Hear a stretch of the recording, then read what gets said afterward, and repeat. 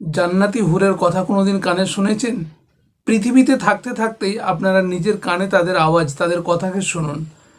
বিশ্বাস হচ্ছে না? অবশ্যই হাদিসে দেখুন।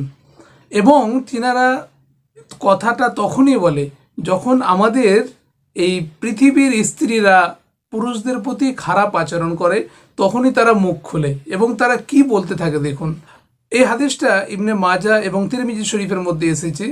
আল্লাহ নবী সাল্লাল্লাহু আলাইহি ওয়াসাল্লাম বলছেন হাদিস শরীফের মধ্যে যে যখন কোনো পুরুষকে তার স্ত্রী, অর্থাৎ পৃথিবীতে আমাদের যে ওয়াইফরা রয়েছে, তারা যখন কোনো পুরুষকে কষ্ট দেয়, তখনই তারা মুখ খুলে ফেলে, তারা আর থাকতে পারে না। তারা কি বলে জানেন? লা তুযি, অর্থাৎ তোমরা তোমাদের পুরুষদেরকে কষ্ট দিও না। তারা কিল্লা, আল্লাহ সুবহানাহু ওয়া তাআলা তোমাদেরকে ধ্বংস করে দিক। তিনারা বরদোয়া করতে থাকে কাদেরকে?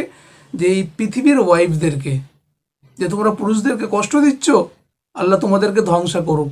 এবং আর কি বলে? ফাইন্নামা হুয়া ইনদাকি দাখিলুন, সে তো জাস্ট কিছু সময়ের জন্য তোমার কাছে এসেছে, অল্প সময়ের মেহমান তোমার কাছে। সে কি করবে?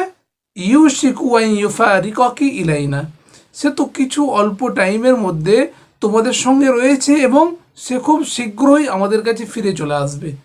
ভাবতে পারছেন? জান্নাতে সুন্দর সুন্দর বড় বড় চোখ বিশিষ্ট নারীরা কি করতে থাকে? ওইখান থেকে বরদোয়া করতে থাকে কাদের জন্য?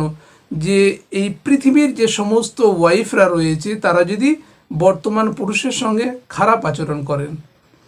ভালো থাকবেন, ইনশাল্লাহ পরবর্তী আপডেটে আবার দেখা হবে।